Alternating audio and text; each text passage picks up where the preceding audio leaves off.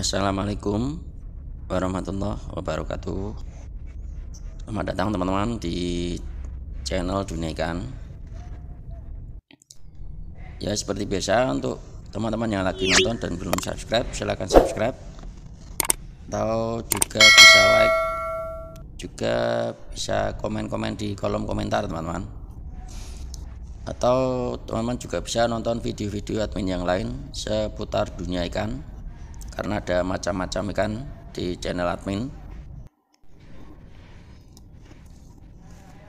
Ya, hari ini untuk teman-teman yang mungkin ingin budidaya atau ternak ikan hias teman-teman. Yang diperlukan pertama-tama adalah kolam teman-teman, tempat atau kolam. Kolam bisa menggunakan apa saja teman-teman, dari bokol karet bekas, terpal, beton, ataupun juga bisa tanah teman-teman, atau juga bisa pakai akuarium. Dan nanti Kananwin jelaskan apa saja kelebihan dan kekurangan dari kolam-kolam tersebut. Ya, jadi kolam pertama kita bisa menggunakan bokol kas bekas seperti ini teman-teman.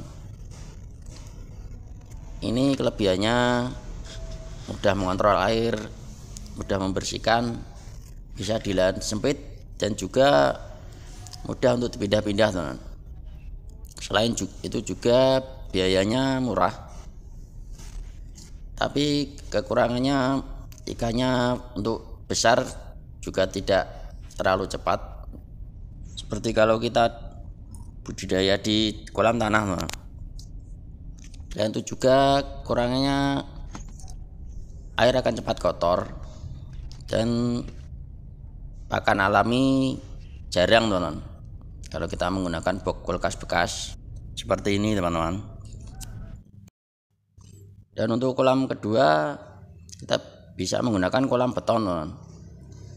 Dan kelebihan dari kolam ini adalah kolam ini bisa bertahan lama teman-teman, bisa sampai 5-10 tahun. Dan untuk risiko bocor juga lebih kecil. Juga ini bagus untuk pertumbuhan ikan teman-teman, karena suhu airnya kalau pakai beton juga bagus teman-teman.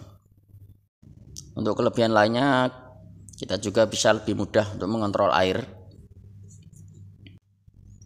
Dan untuk kekurangannya, untuk kolam ikan beton seperti ini biasanya untuk modalnya atau biayanya lebih mahal teman-teman.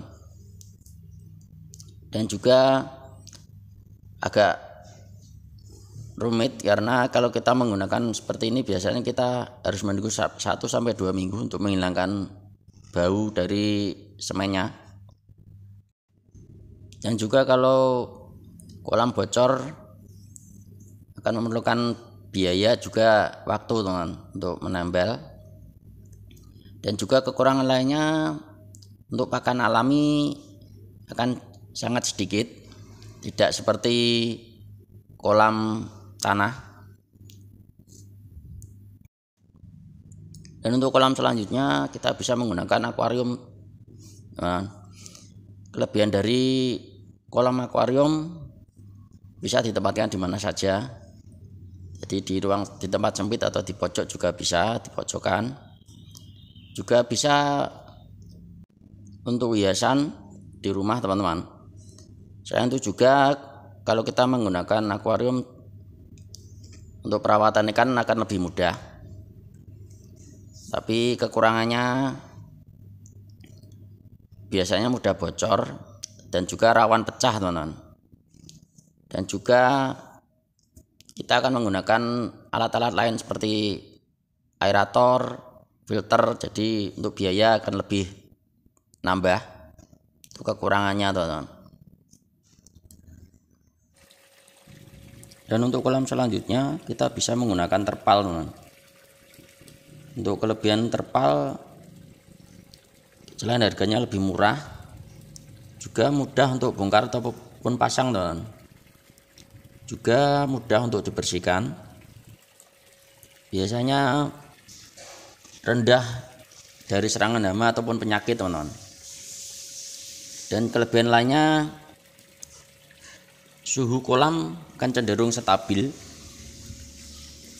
tapi kekurangannya kolam akan rawan bocor tonon, karena dari terpal, dan juga mudah lapuk atau rusak, apalagi kalau sering kena air hujan.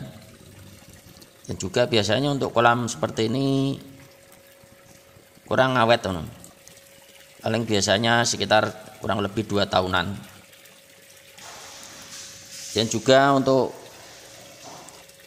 pakan alaminya juga biasanya jarang teman, karena untuk mineralnya di airnya berkurang, jadi untuk pakan alaminya biasanya akan sedikit untuk kolam seperti ini, kolam terpal. Dan untuk kolam selanjutnya kita bisa menggunakan kolam tanah teman.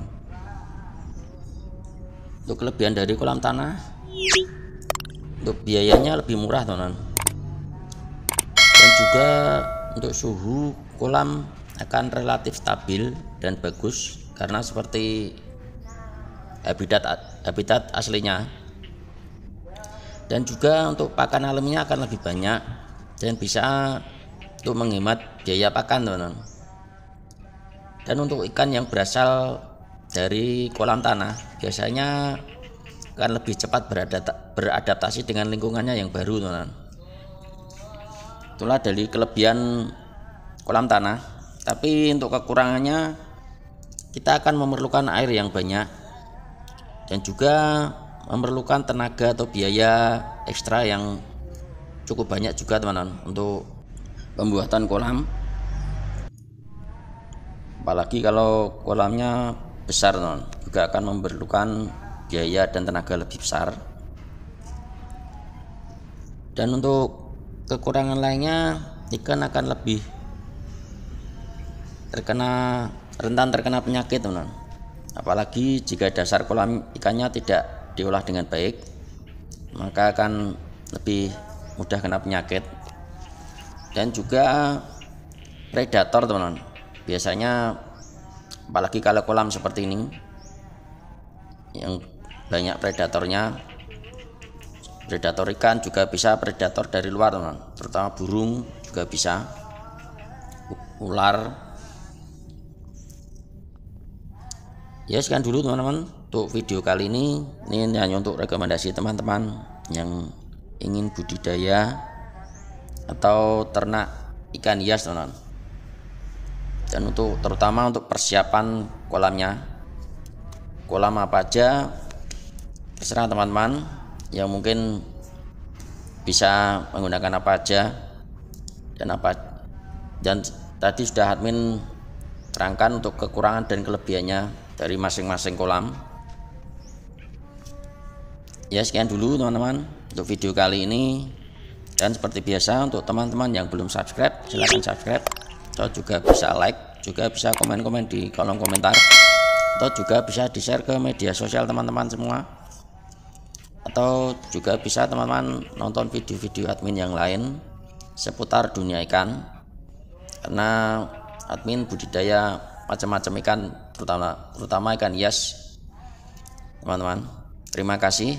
Wassalamualaikum warahmatullahi wabarakatuh.